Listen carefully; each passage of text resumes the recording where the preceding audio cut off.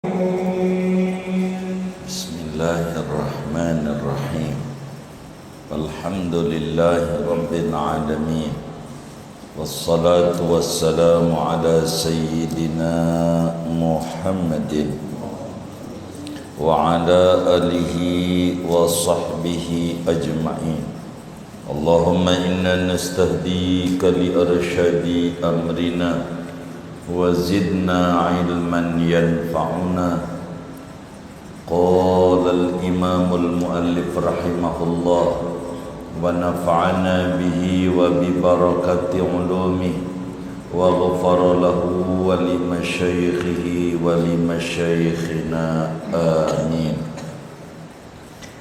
Ta'limuhu lillahi khairu ibadatin wa khilafatin wa wirasatin fatawassala.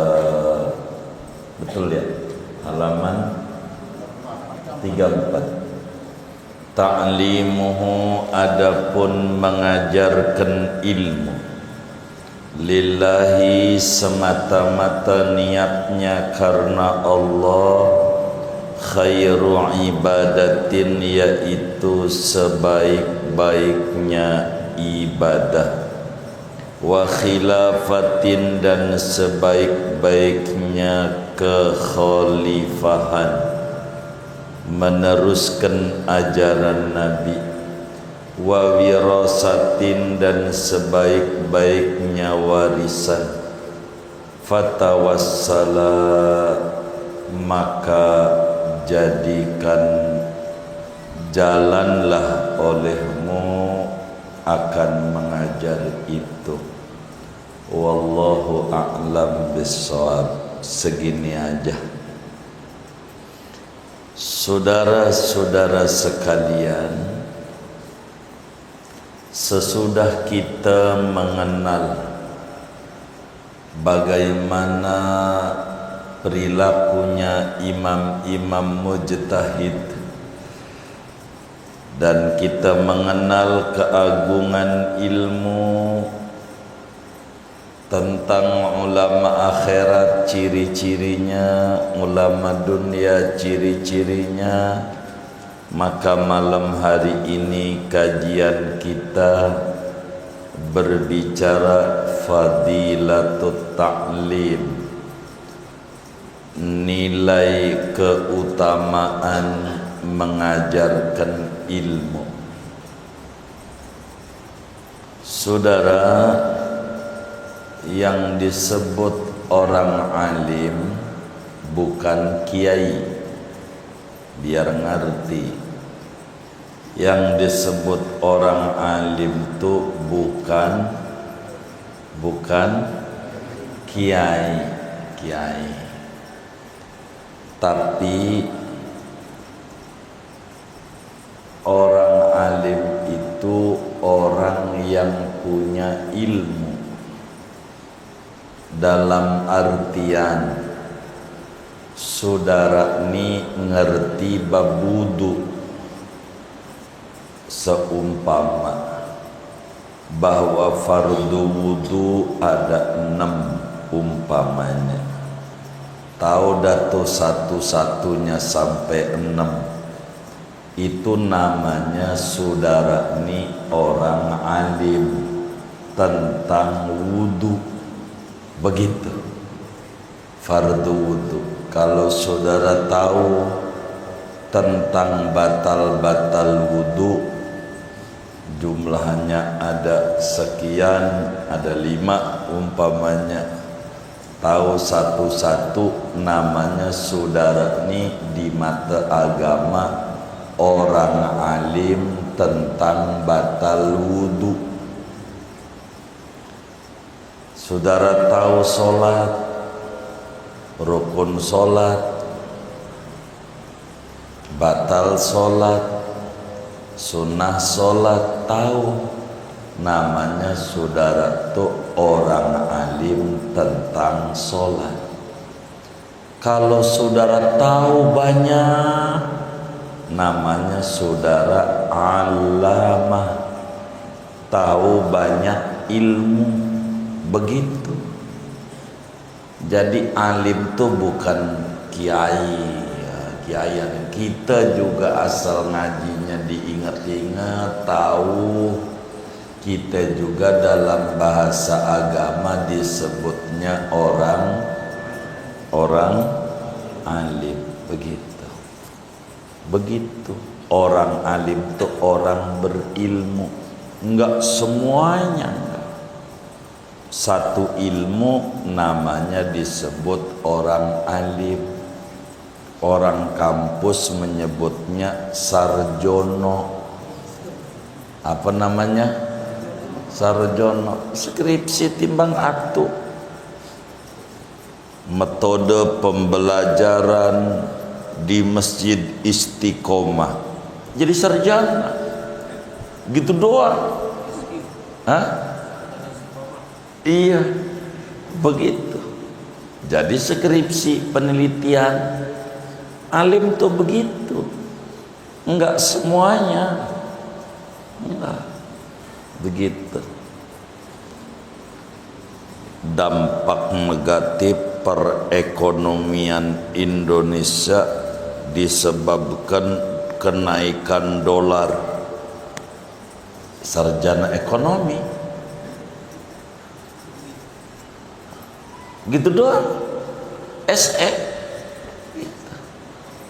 Iya gitu. Jadi alim tuh tahu satu ilmu aja alim. Alim tuh orang nyebutnya sarjana. Begitu alim. Nah, kita ini mau ngomongin orang alim begitu. Ngajarin ilmu tuh kayak apa ganjarannya.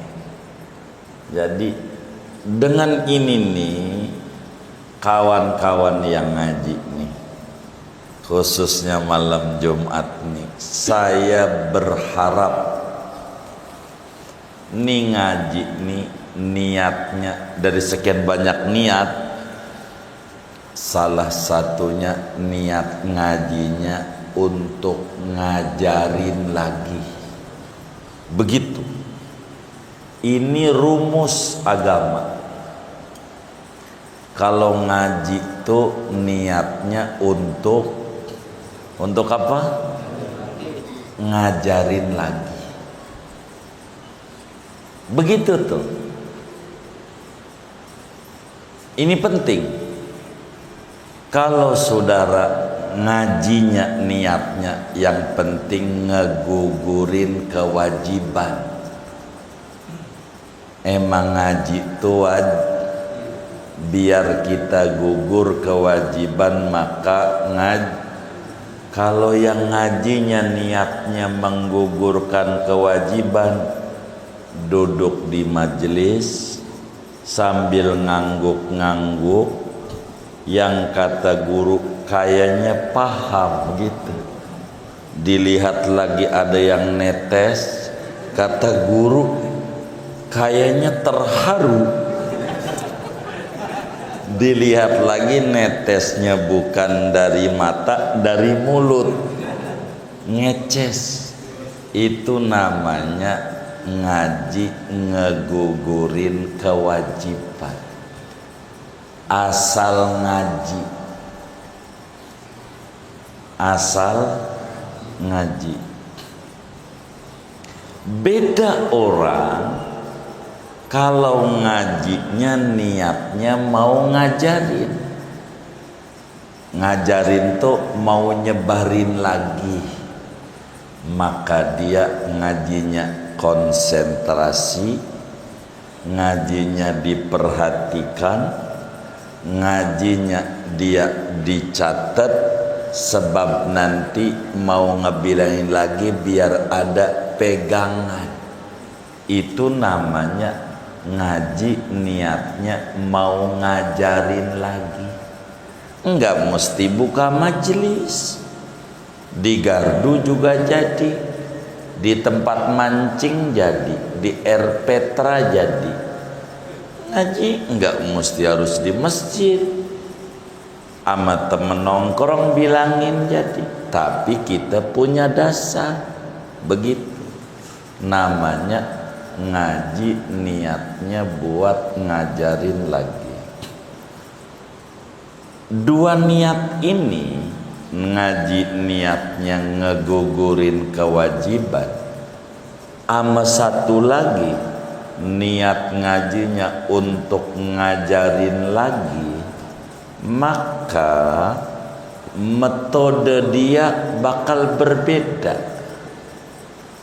Alam bawah sadar naro di otak ngaji ini umpamanya untuk ngajarin lagi, alam bawah sadarnya itu mulu, maka otaknya bakal ngedorong tangan, catat kata otak, pola pikirnya catat, sebab bisa ditanya bakal bingung. Begitu. Itu namanya alam bawah sadar. Contoh, ini hidup nih, ilmu hidup. Sebelum saya nerangin ilmu doang, tapi saya lebarin dikit. Dalam diri manusia ini ada 3. Ini biar ngerti, ini biar bahagia dah, sukses insya Allah kalau anda paham. 3. Pertama, alam bawah sadar. Pertama tuh 2 otak. Alam bawah sadar tuh lubuk hati yang paling dalam, itu disebutnya alam bawah sadar. 2 otak. 3 tindakan. Tindakan tuh anggota badan, tangan, kaki. Ini namanya tindakan. Ini rumus hidup. Rumus hidup. Contoh, kata sampean, contoh, alam bawah sadarnya. Lah, gua mah emang turunan orang susah. Ini alam bawah sadar tuh. Turunan orang susah, itu yang ada di alam bawah sadar. Maka otak ngajaknya tiduran, males-males, rebahan di balik. Begitu. Anggota tubuh enggak mau gerak. Emang udah nasibnya susah. Itu ketika alam bawah sadarnya turunan orang susah. Begitu. Ketika alam bawah sadarnya dia bilang buat ngajar lagi, atau duit, ngomong duit. Kata alam bawah sadar bilang duit manfaat, bisa buat haji, bisa buat umroh, bisa zakat, apalagi itu, bisa bangun masjid, bisa nyantunin yatim, apalagi bisa ngurban. Alam bawah sadarnya, otak bakal nyuruh alam bawah sadar otak, gimana caranya mendapatkan duit, kata otak. Maka badan akan gerak. Jadi badan ini digerakkan oleh otak, otak digerakkan oleh alam bawah sadar. Begitu. Sehingga dalam ngaji, ketika alam bawah sadarnya ngajinya untuk ngajarin lagi, otak mikir caranya, kata otak. Maka dia bakal nyuruh lu catat, lu ingat, lu deres, lu ini, begitu. Itu orang yang ngajinya buat ngajarin lagi. Itu begitu. Kalau enggak, kita ngaji nguak, ngaji aja, sekedar ngaji rutinitas, tidak ada perubahan dalam hidup kita. Karena sekedar ngegugurin kewajiban. Udah, yang penting gugur kewajiban hidup ngaji. Ya dia datang aja, pulang. Ya paling kalau ditanya sama temennya marah. Ngaji apa tadi? Makanya ngaji. Jadi orang, jangan kagak ngaji makanya. Lo si payah kagak ngaji. Orang ditanya ngaji apa, dia pinter banget ngelesnya. Makanya ngaji mulu. Orang yang ngaji karena sekedar menggugurkan kewajiban, maka imbasnya bakal menghina bagi yang gak ngaji. Begitu. Dia menghina, ama yang kagak ngaji dicibirin. Begitu. Gitu. Kenapa? Karena dia enggak menggugurkan kewajiban. Tapi orang yang ngaji karena pengen ngajarin lagi, ama orang enggak ngaji kasihan, maka yang enggak tahu dibilangin, Bang, kalau buang angin itu nggak sengaja batal nggak? Mau sengaja mau kagak, kalau buang angin mau wudunya batal. Tapi ada yang bilang kalau kentut sekali wudu batal, kalau 2 kali nggak batal. Iya benar, sebab yang kedua mah nggak punya wudu. Apanya yang mau batal? Yang kedua mah kagak batalin wudu. Emang juga karena enggak punya wudu. Orang enggak punya wudu apa yang mau batal? Jadi kentut sekali wudu batal, kalau 2 kali kagak batal. Gua 2 kali aja, bukan begitu maksud diterangin. Jadi ngaji itu harus ada di hatinya niat buat ngajarin lagi. Harus ada. Kalau enggak, nanti ilmunya hilang. Begitu. Karena ilmu itu gampang dicari, gampang lepas. Tapi kalau niatnya buat ngajarin lagi, dirawat. Tuh begitu. Ini metode. Begitu metode. Keberhasilan orang itu kalau ngaji apa aja dah, belajar ilmu IPA kayak matematik apa aja dah, itu niatnya buat ngajar. Apalagi ngaji kitab fikih apa, buat ngaji. Kalau enggak repot. Jadi ngaji itu niatin, jangan takut. Niatnya buat ngajarin lagi. Nih lihat, saudara, seumpama tahlilan bisa, baca yasin dan seterusnya sampai zikir, itu kalau niatnya bukan ngajarin lagi, maka saudara nyantai. Baca yasin sambil main HP, orang doa main HP masih jauh BA. Ini enggak karena ngajarin lagi, nyantai aja. Ujungnya ketika disuruh mimpin kagak bisa. Kenapa kagak bisa? Karena dia datang di tahlilan tidak niat buat mimpin lagi. Ya ngajarin lagi tuh begitu. Mimpin, kalau dia niat di tahlilan untuk mimpin lagi, dia bakal perhatiin tuh ustadz yang mimpin tahlilan, bagaimana dia baca, apa dulu yang dia baca, bagaimana ininya, bagaimana dia bakal begitu tuh anggota tubuhnya, sehingga dia bisa ketika disuruh ia tinggal jalan karena dia bisa. Jadi terbiasanya itu karena bisanya itu karena memperhatikan tuh bahasa lainnya niat ngajarin lagi. Begitu. Jangan enggak begitu. Kalau ngaji, kalau kata Allah yarham Yai Syarifuddin Abdul Ghani Basmal, niatin buat ngajar lagi, jangan enggak.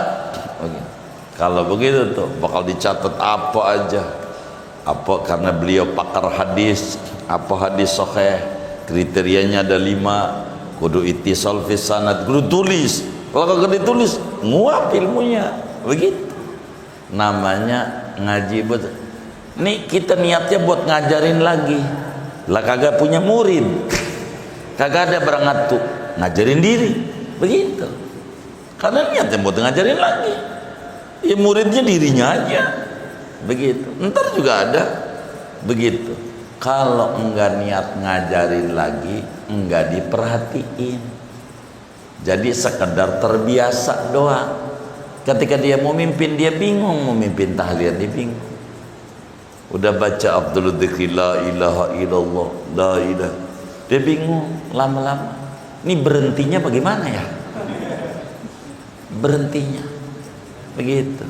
Mau berhenti dia terus saja la ilaha illallah. Dia lagi mikir berhentinya bagaimana.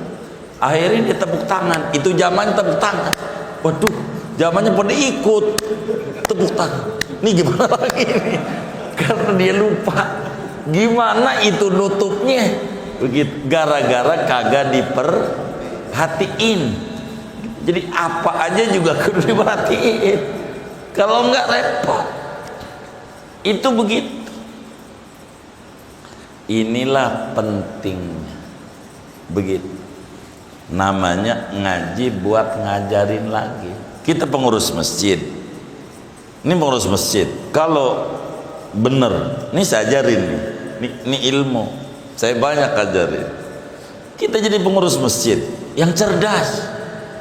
Tuh khotib banyak, rekamin. Setahun ada 50 minggu. 50 Jumat maksudnya, bisa 52 itu. Itu 52 materi dia. Pintar dari situ aja. Kalau diperhatiin, cuman ada juga yang jiwa nolak, ya baru ngajarin, begitu ada, ya disalahin lagi yang ngajarinnya, begitu. Tuh, coba dari dulu dia, jadi buku. Ini khutbah Jumat di masjid kami, tulis sama dia, nyuruh anak muda, jadi buku, dijual, jadi kas di masjid, begitu. Duit, begitu. Ini karena kita enggak punya pikiran, udah biasa aja. Ya biasa aja. Saya suka bilang kalau Anda jadi pengurus masjid, ambil keuntungan. Begitu. Apa keuntungannya? Ya dapat ilmu. Gitu. Yai Zainuddin MZ rahimahullah, kalau Jumat enggak mau khutbah, dia ngaji. Zainuddin tuh Jumat dia orang khutbah, dia dengernya orang khutbah. Dia emang pinter orator, pinter ngolah. Yang diomong dikit dia bisa jadi banyak. Habis Jumat ngasih makan dah tuh. Sampai wafat ke Zainuddin tuh ngasih makan mulu. Jumat di rumah. Ngajinya dari itu Jumat lumayan. Artinya yang kita maksud niat ngaji itu untuk ngajarin lagi. Minimal diri ame anak bini, begitu. Boro anak bini aja belum punya, nikah. Jangan enggak. Begitu nikah. Untuk apa? Masalahnya kalau gatel punggung, siapa yang garuk? Enggak ada yang garukin. Kalau enggak nikah, kalau punggungnya gatel, kalau lapar mau makan. Warung banyak, ini punggung gatel, mau nyuruh siapa? Begitu. Kenapa? Tembok. Ya Allah, itu kayak kemarin Idul Adha, gesek-gesek di tembok. Apa namanya? Apa namanya? Lah embe. Masa kita kayak embe? Kan ada yang ngusap-ngusap lain. Tuh kayak gitu tuh apa kita begitu, ada yang ngusapi begitu.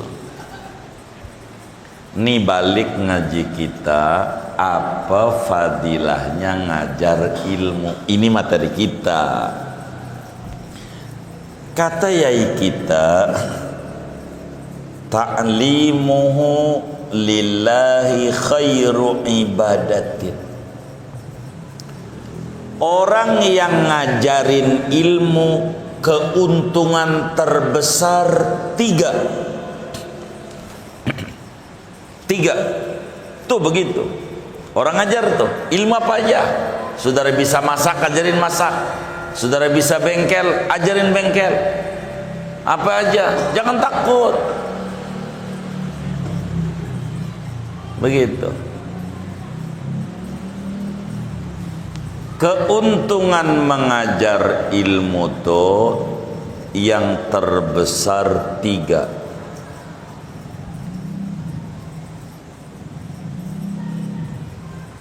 Yang pertama, khairu ibadatin, artinya ngajarin ilmu yang manfaat, niatannya lurus,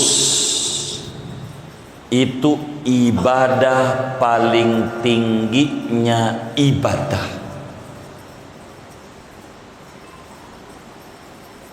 Ibadah paling tingginya ibadah adalah ngajarin ilmu.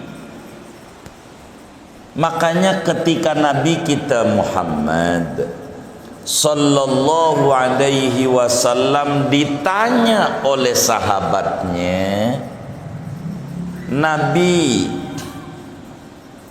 engkau ini diutus untuk apa? Begitu. Nabi, kau hadir di tengah-tengah umat manusia ini untuk apa? Ketika ditanya, Nabi menjawab, innama bu'istu mu'alliman. Kata Nabi, innama bu'istu mu'alliman. Sesungguhnya aku ini diutus di tengah umat manusia sebagai muallim, ngajarin, ngajarin agama. Begitu. Maka ibadah terbaiknya ibadah adalah ngajarin ngaji. Ini habis. Ini bedanya ilmu sama duit. Saudara punya duit 100.000, ada yang minta, habis. Saudara sholat 100 rakaat saban malam, enggak putus. Pagi-pagi ngantuk, ditanya kenapa ngantuk? Semalam saya habis tahajud 100 rakaat. Namanya ria, habis ganjarannya. Begitu. Makanya saya ngantuk. Begitu. Tapi kalau saudara pulang ngaji, lalu saudara ngomong begini, dari mana lo? Habis ngaji, ternyata kentut itu batalin wudhu. Bukan ria, tapi dakwah. Begitu. Namanya dakwah. Namanya. Begitu. Itu begitu. Maka ibadah paling tingginya ibadah ngajarin ngaji. Tulis di status apa yang bagus. Jangan ditulis di status yang enggak jelas. Begitu. Yang jelas, yang bagus. Ngajak orang baca sholawat ke. Orang baca sholawat dapat ganjaran. Begitu. Begitu. Apa kek di motornya bikin stiker, ente usah stiker yang bagus-bagus. Jangan stikernya ngerusak alam bawah sadar. Hari gini pakai gigi kan menghina. Nah, begitu mentang-mentang motornya metik, Begitu. Tulis aja yang bagus. Alhamdulillah sudah tidak oper gigi. Kan ada syukur. Jadi ngajak orang. Begitu. Begitu bahasa. Ini jangan ngerusak alam bawah sadar. Begitu. Di tempat ada sampah, yang kencing di sini anjing. Begitu. Ada lagi tulisan, yang kencing di sini miskin 7 turunan. Mana yang kencing bininya lagi? Lah 7 turunan. Kan anaknya dia ya, anak bininya anak dia. Doain aja. Terima kasih tidak kencing di sini. Moga rezekinya makin luas. Orang juga enak yang baca. Jadi bahasa tuh yang bagus. Begitu. Iya. Jadi jangan bahasa yang enggak. Begitu. Bahasa tuh yang bagus. Jadi ancaman mulu yang ada. Yang bagus. Motivasi yang bagus, kalimatnya. Ngajarin ngaji itu khairu ibadatin, ibadah terbaik. Dalam satu hadis Nabi menyampaikan pesan kepada kita. Kata Nabi, ma'afadal muslimu akhahu faidatan afdola min hadisin hasanin balaghahu faballagah. Kata Nabi, tidaklah memberikan manfaat muslim pada orang lain satu manfaat yang lebih tinggi ketimbang satu ilmu yang dia dengar lalu dia sampaikan. Tuh begitu.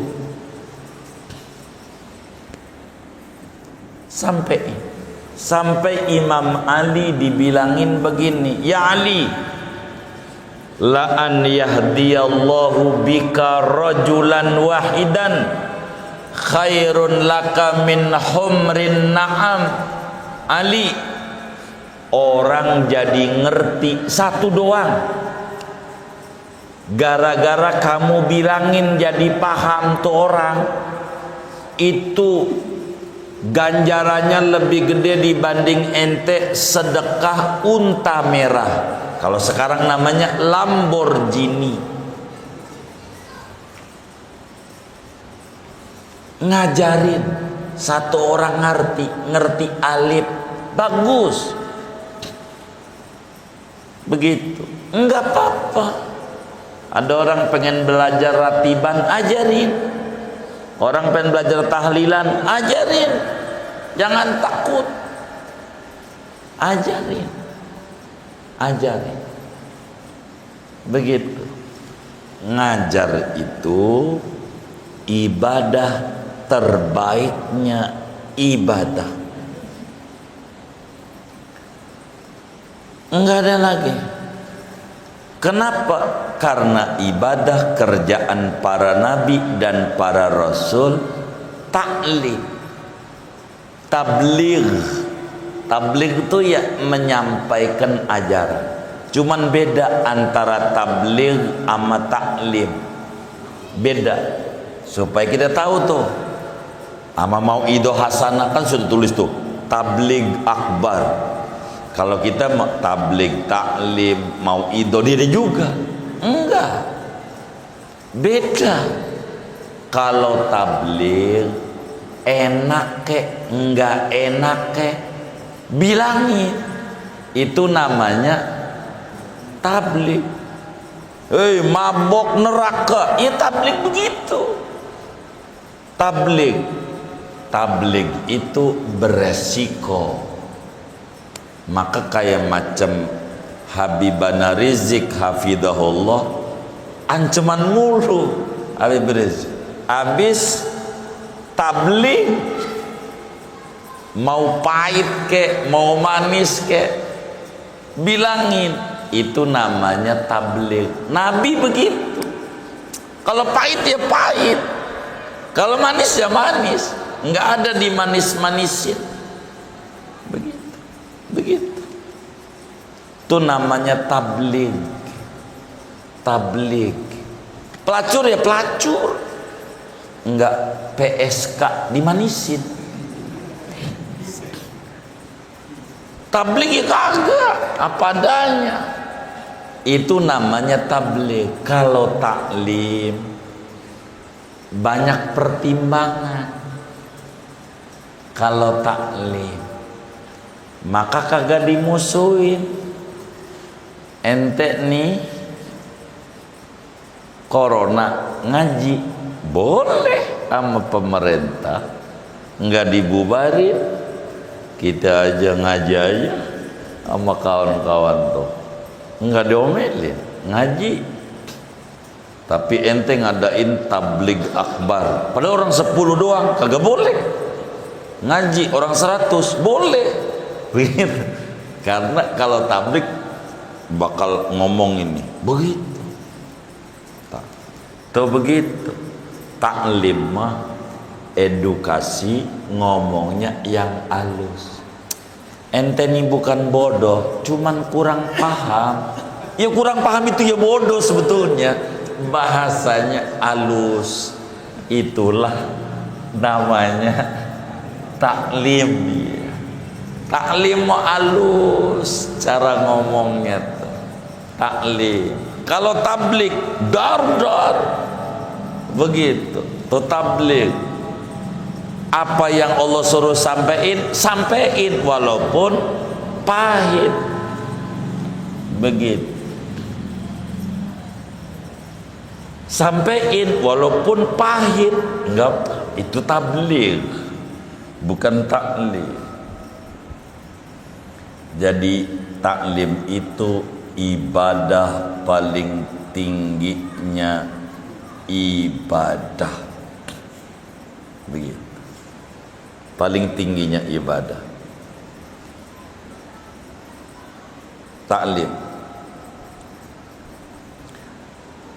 Karena dengan taklim orang jadi paham. Ibadah ada kemantapan dengan taklim. Begitu. Kedua, wa khilafatin. Keuntungan ngajar ngaji itu adalah sebaik-baiknya khalifah, penerusnya para nabi dan rasul. Kata Nabi dalam satu hadis, beliau menyampaikan, fal muallim khalifatullah wa rasulihi fi ardi. Orang yang ngajarin tuh khalifah fil ardi. Karenanya kata Nabi, ala khulafai rahmatullah. Atas khalifahku dia mendapatkan kasih sayang besar dari Allah. Ketika ditanya Nabi, wa man khulafa'uka ya Rasulullah, siapa khalifahmu wahai Nabi Muhammad? Kata Nabi, alladzina yuhyuna sunnati wa yu'allimunaha ibadallah. Orang yang menghidupkan ajaranku dan mengajarkan kepada orang lain. Ngaji niatnya ngajarin, itu tinggi derajatnya. Begitu, ngajarin. Jangan enggak ngajar. Saya ini kalau ngajarin masih banyak dosa, masih belum benar. Kalimat begitu tuh dari setan. Ngomong begitu tuh dosanya gede. Ngomong begitu tuh. Saya ini masih banyak dosa, masih belum benar. Ngomong begitunya tuh dosanya besar. Namanya talbisu iblis, namanya pengelabuan iblis. Bila muncul di hati begitu, jawab. Kalau yang suruh nyebarin agama tidak boleh dosa, tidak boleh punya dosa, maka tidak ada yang nyebarin agama kecuali Nabi doang. Kalau yang kudu bersih cuma Nabi. Ia punya dosa, itu dosa, ia taubat. Begitu. Jangan alasan kita masih belum benar enggak mau aja. Begitu. Sebisa kita. Jangan takut. Saudara suruh mimpin tahlil, masih ada yang lain, jangan. Sampai dia cerita sama teman-teman, di kampung kita tuh ya udah payah, mau sholat aja repot. Masalahnya yang tua-tua udah banyak yang mati. Kata dia, yang tua-tua udah banyak yang mati. Itu kalimat namanya talbisu iblis. Jadi kalau yang tua pada mati, maknanya lu udah tua, udah waktunya ngimamin. Jangan ngerasa muda mulu. Selalu dibalik itu, yang tua-tua udah pada kagak ada. Ya mananya ente udah tua gitu. Kalau yang tua masih ada, berarti ente muda. Begitu. Ini enggak mau ngerasa udah tua, pengennya muda aja. Udah rambut udah ubanan, apanya yang muda. Emang juga yang tua-tua udah pada mati, maknanya kita pada udah tua. Begitu. Ya kita gantiin yang tua-tua itu ngimamin. Saya suaranya serak-serak bengek dohor, kan nggak kedengeran. Iya, sir. Belajar. Jangan nggak belajar. Belajar. Nah ini nih penting. Begitu. Kita kudu ngaji, jangan nggak ngaji.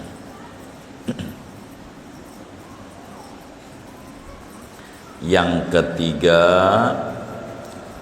keuntungan ngajarin ngaji khairu wirasa, sebaik-baiknya warisan. Maka kata Nabi, al ulama'u warasatul anbiya. Nih terjemahnya biar benar nih, ente jangan ikut-ikutan yang salah. Para ulama itu ahli waris Nabi, jangan pewaris para nabi. Kalau pewaris maknanya pemberi warisan, berarti Nabi ahli waris, tinggian dia. Ama Nabi bukan, Nabi pewaris, ulama ahli waris. Ahli waris itu mendapatkan warisan, pewaris itu pemberi warisan. Para ulama itu pewaris para nabi, berarti para ulama itu pemberi warisan kepada. Jadi tinggian, nah, salah apa benar? salah. Maka jangan ikut orang-orang yang salah nerjemah. Ngajar ngaji sebaik-baik warisan. Nabi itu kagak ngasih warisan. Innal anbiya alam yuwarrasu. Nabi itu tidak diwaris. Hartanya semua milik Allah. Nabi kalau mati enggak ada warisannya. Innama warrasul ilma. Warisan dari Nabi ilmu. Maka ulama ahli waris Nabi. Pertanyaannya, mewaris apa ulama? Dua dari Nabi. Ulama mewaris dari Nabi dua. Satu, ilmu. Dua, mukjizat.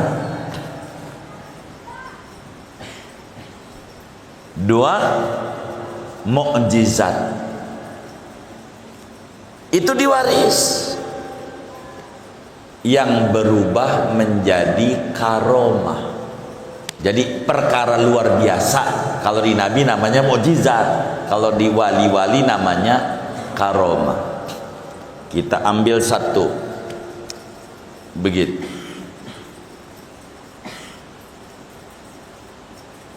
Jadi ulama-ulamanya umat Muhammad itu ngewarisin mukjizat para nabi-nabi. Para nabi-nabi. Kita ambil contoh siapa? Contoh Abu Idris Al-Khawlani. Ulama. Waktu dibakar oleh Al-Ansi, Yahudi, hidup-hidup dilemparin di kobaran api, ngorok, enggak apa-apa, boro badannya, bajunya aja enggak kebakar. Sampai pada waktu ziarah ke Madinah, Nabi udah wafat. Sayyidina Abu Bakar bilang, alhamdulillah yang Nabi omongin benar, bahwa ulama umatku itu di bawah kaki para nabi-nabi sebelumnya. Ini di bawah kaki Nabi Ibrahim. Dapat warisan Nabi Ibrahim dibakar enggak mempan. Ini orang juga dibakar enggak mempan. Jadi ulama mewaris dari Nabi satu, ilmu. Dua, atau robbani. Apa itu mukjizat yang menjadi karomah? Begitu ulama itu mukjizat. Saya ambil contoh nih, Sayyidina Umar bin Khattab, biar paham. Kita ambil contoh satu-satu tentang warisan. Jadi Sayyidina Umar bin Khattab jadi khalifah. Jadi khalifah artinya Nabi udah meninggal, terus Abu Bakar juga udah meninggal, maka Sayyidina Umar jadi khalifah, Amirul Mukminin. Datanglah dari Mesir gubernur Mesir, namanya Amr bin As. Makamnya di samping Sayyidina Uqbah Al-Juhani, di pintu masuknya, di Mesirnya makamnya, makam gubernur Mesir. Kita dan kawan-kawan alhamdulillah berziarah. Ini Amr bin As ngadu sama Sayyidina Umar, dari Mesir datang ke Madinah. Dia bilang begini, biar gampang, Pak Presiden, begitu, karena presiden muslim sedunia. Amirul Mukminin, ada problem di Mesir. Apa? Airnya suka surut, kering. Sungai Nil kering. Terus kalau pengen banjir, cari perempuan yang cantik, yang masih perawan, ting ting, maka disebut Ayu Ting Ting. Itu mujanda. Ini perawan ting ting. Cari, dilemparin untuk dipersembahkan ke Dewi Sungai Nil, baru banjir. Bagaimana ini? Begitu kata Sayyidina Umar, haram. Orang hidup-hidup dilemparin. Tapi kalau kagak begitu, tuh Dewi Sungai Nil ngamuk. Kalau Dewi Sungai Nil pergi ke Indonesia, namanya Nyi Roro Kidul. Ini ngamuk Dewi Sungai Nil. Kata Sayyidina Umar, kagak bisa. Tapi adat masyarakat Mesir begitu, nggak usah. Maka Sayyidina Umar robek dia punya jubahnya, bajunya dirobek. Kertas biar gampang, dapat secarik kayak gini, dirobek bajunya Sayyidina Umar, ditulis, saya Indonesia kan tulisan ini, meski tulisannya bahasa Arab. Dari hamba Allah, enggak nyebut presiden yang dicintai rakyat, kagak, enggak begitu, enggak. Min Abdillah, begitu tulisannya tuh Sayyidina Umar. Saya Indonesia kan biar enak. Dari hamba Allah yang hina dina, Umar bin Khattab, ditujukan kepada Sungai Nil. Sungai Nil ajak ngomong sama Sayyidina Umar. Ini tulisannya yang ada di Mesir. Min Abdillah Umar ibn al-Khattab ila Nili Misra. Begitu tulisannya di kertas ini. Dari Umar hamba Allah yang hina dina, Umar bin Khattab, ditujukan kepada Sungai Nil yang ada di Mesir. Dia tulis tuh tulisannya nih, wahai Sungai Nil. Saya Indonesia kan ini tulisan ini, biar saudaranya paham. Wahai Sungai Nil, kalau kamu mengalir dengan diri sendiri, maka silahkan enggak ngalir, enggak apa-apa. Tapi kalau kamu ngalir karena Allah yang ngalirin, saya mohon kepada Allah agar kamu tidak pernah kering selamanya. Tertanda Umar bin Khattab. Tulisan dibawa, kata Sayyidina Umar sama Amr bin As, nih lu buang ke Sungai Nil. Itu gubernur geleng-geleng. Aduh, jauh-jauh jalan 3 hari dapat kertas yang kagak-kagak. Kalau orang mau diajak ngomong mendingan lah, ini kali diajak ngomong. Tapi karena Umar punya kedudukan tinggi di sisi Rasulullah, baik, siap paduka yang mulia, dibawa, dibuang Sungai Nil. Ada surat cinta dari Sayyidina Umar, buang di sungai. Sejak itu Sungai Nil enggak pernah kering sampai detik ini, dan insya Allah kalau saya yakin seyakin-yakinnya sampai kiamat. Namanya karomah. Namanya sungai takut sama Sayyidina Umar, takut sungai. Timbul pertanyaan, kan begitu, dari mana ini Umar punya ini, dari mana kok bisa? Al ulama'u warasatul anbiya. Ulama itu ahli waris para nabi, dia dapat warisan dari nabi. Maka karomah yang ada pada para wali tidak muncul sendiri, tapi punya pijakan dan payung hukum mukjizat yang ada pada para nabi. Dari mana ini? Dari gurunya Nabi Yuna Muhammad sallallahu alaihi wasallam.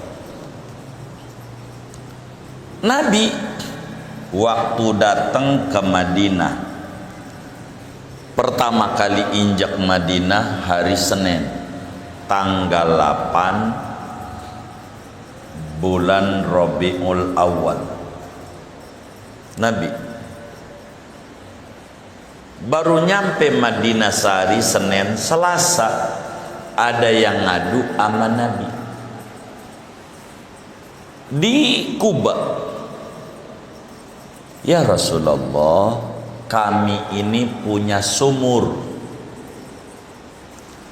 Kalau kami ambil airnya seember, sampai besok enggak keluar air. Nunggu besok, airnya cuman seember doangan. Nabi doa-doalah begitu. Nabi enggak doa-doa, Nabi robek jubahnya. Jubah yang dipakai dirobek sama Nabi. Jubahnya ditulis sama Nabi. Saya Indonesia kan biar gampang lagi. Kalau pakai bahasa Arab biasanya kelamaan ngedobel-dobelin bahasa. Dari hamba Allah Muhammad putra Abdillah, begitu. Enggak ngomong dari kekasih Allah yang disangka, dari hamba Allah Muhammad putra Abdillah kepada sumur yang ada di Kuba. Jika kamu nyumber dengan sendirinya, maka kagak nyumber, enggak ngapa. Tapi jika yang membuat nyumber adalah Allah, saya mohon sama Allah yang menyumberkan kamu agar supaya airnya terus mengalir. Maka tulisan itu tertanda Muhammad putra Abdillah. Kata Nabi, buang ke sumur. Buang ke sumur dekat Masjid Kuba, namanya Ainu Adak. Sebagian jamaah kita nyampe, Bang Adus pernah itu, Ainu Adak dekat Kuba. Itu air sampai sekarang ngalir adem. Adem. Dulu saya lagi di situ, ada orang dari Afghanistan, dari Pakistan nanya, apa ini sejarahnya? Kita ceritakan. Dibuang tuh jus, keluar airnya sampai sekarang.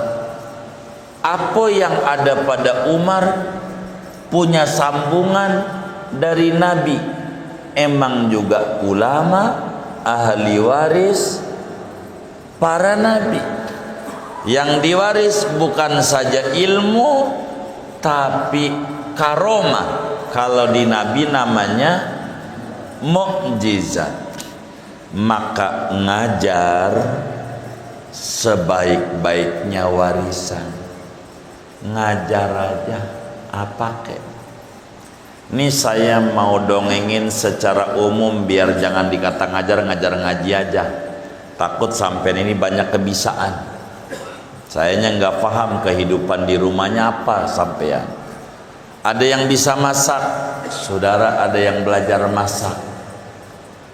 Ajarin. Itu ibadah terbaik. Itu khalifah terbaik. Itu warisan terbaik. Yang kita ajarin masak lebih maju, dia dagang warung Betawi umpamanya, maju, dia bisa bangun masjid, saudara dapat ganjaran bangun masjid karena dia maju dari ilmu masak saudara. Ilmu manfaat. Saudara bisa bengkel, ajarin, ada orang lain belajar. Tuh yang kita ajarin buka bengkel besar, maju, bangun masjid kubah emas, saudara dapat ganjaran bangun masjid, sebab dia dapat duit bisa masjid, ilmunya dari saudara. Apa aja, saudara bisa ngasah golok. Ada orang pengen belajar ngasah golok, bagaimana biar tajamnya ini benar, ajarin. Jangan pelit sama ilmu. Jangan. Rezeki udah diatur, jangan takut. Bagi itu juga ibadah terbaik. Jangan takut. Saudara bisa tahlilan, orang yang belajar, ajarin. Saudara bisa maulid, ajarin.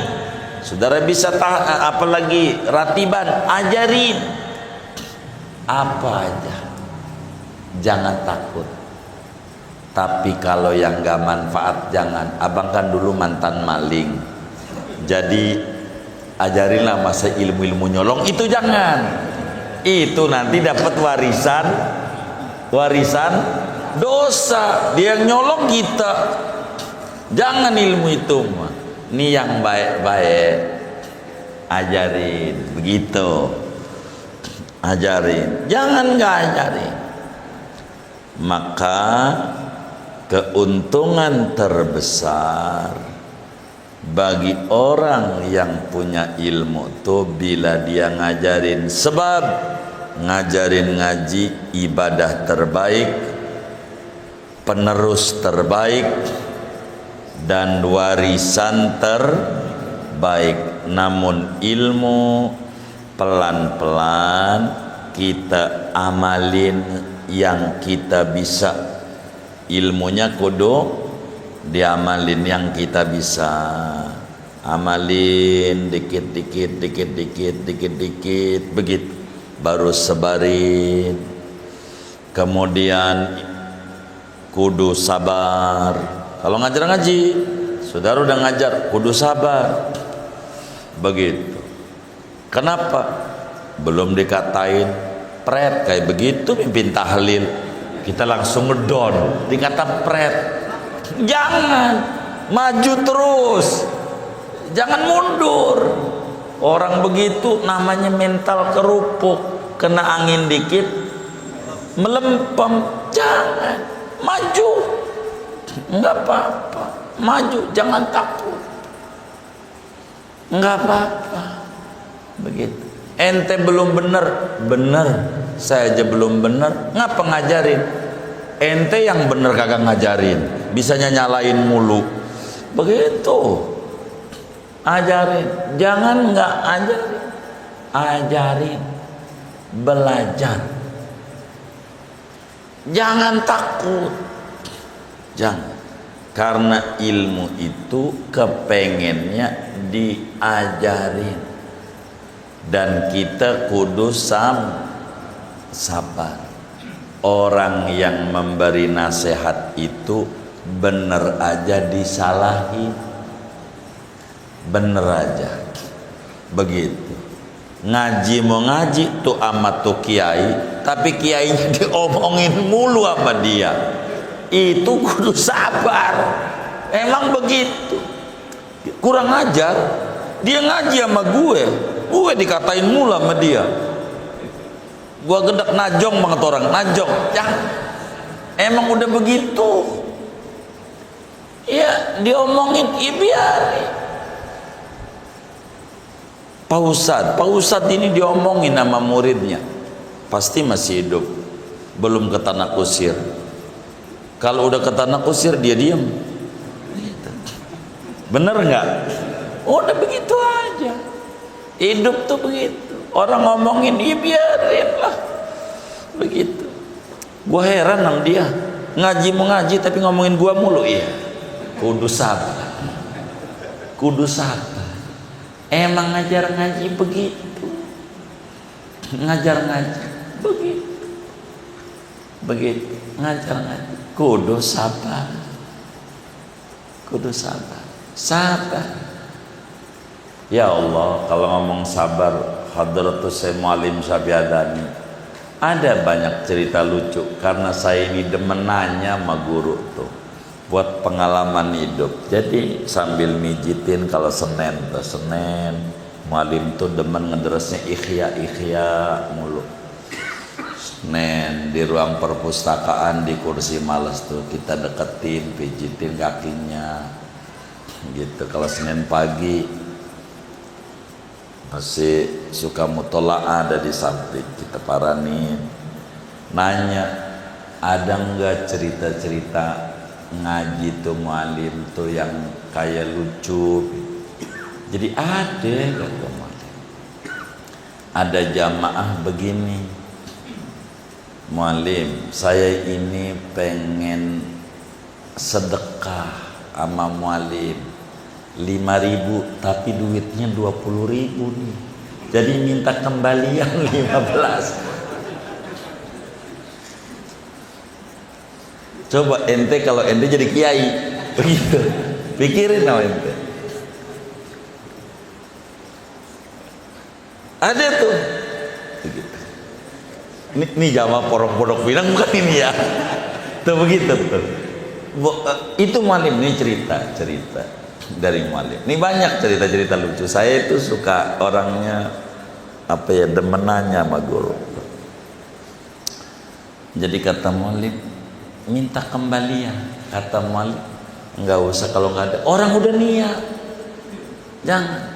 Akhirnya ya dikembaliin. Jadi didahulu Muallim ngasih 15. Kalau ente lihat kayak begitu, ente marah nggak? Guru aja kagak marah gitu, ente marah, salah lah begitu. Tuh Muallim kayak begitu. Ada tuh, ada begitu kata Muallim. Coba itu harus kembali begitu begitu kayak begitu. Ini kisah-kisah hidup. Saya demen nanya sama guru gitu. Jadi artinya betapa sabarnya ngadepi banyak jamaah begitu guru kita. Mana lagi ilmu tuh kudu ngikut salafus soleh, kudu ngikut nuntut. Jadi kalau kita ngajar, belajar kepada orang-orang yang sudah ngajar bagaimana begitu. Kudu ngederes dulu, jangan langsung ngajar.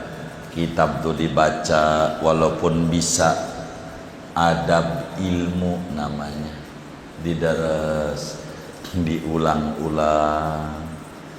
Itu begitu.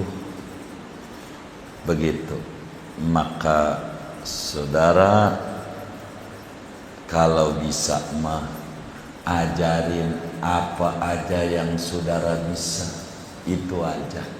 Bisanya masak ajarin, apatah lagi mengerti ilmu agama, ilmu fikih, ilmu tauhid, ilmu akhlak, ajarin.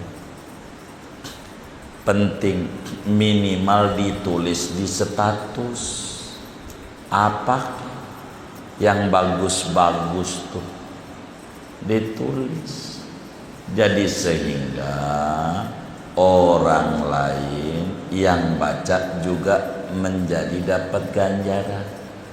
Sudahkah Anda baca alhamdulillah sebagai syukur malam ini?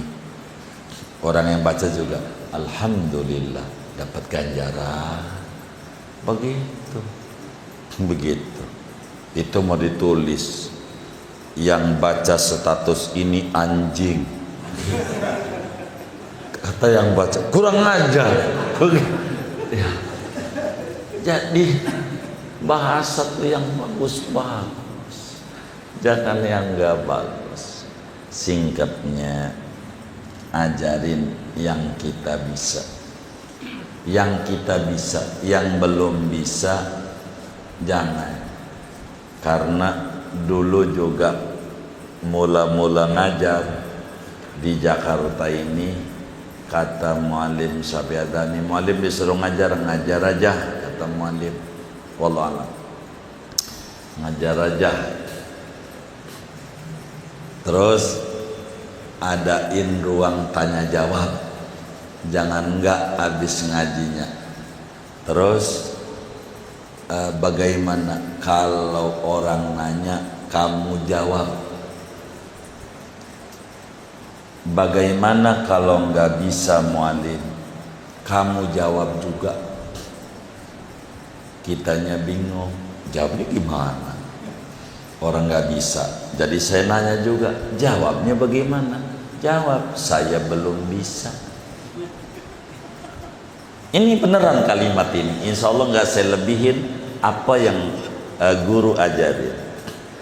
Kamu jawab, saya belum bisa, belum tahu jawaban ini. Nanti akan saya tanyakan kepada yang lebih tahu. Begitu. Lalu ngeluarin dalil. Tambah kagum saya sama guru. Kata mualim, wa ammasa ila falatanhar. Adapun orang yang nanya-nanya jangan diomelin, jawab aja. Saya masih terpikir pengemis. Kalau ada pengemis jangan diomelin, bukan. Jadi orang nanya juga jangan diomelin, jawab aja. Kalau bisa jawab sesuai bisa, enggak bisa jawab saya belum tahu, enggak bisa. Itulah pesan beliau yang disampaikan. Begitu. Makanya dalam majelis-majelis ilmu ini selalu habis ngaji ada kalimat, ada yang ditanya dari materi yang di seperluarnya kayak orang pinter aja. Kata orang yang berpikiran negatif, bukan, emang itu nyari yang kita nggak bisa untuk kita belajar lagi. Begitu, kayak begitu. Jangan diomelin orang nanya, begitu kata guru. Dan ini namanya adab ilmu dalam ta'lim. Segini aja. Sebelumnya mumpung ingat dulu, sebelum tanya jawab kita baca Fatihah.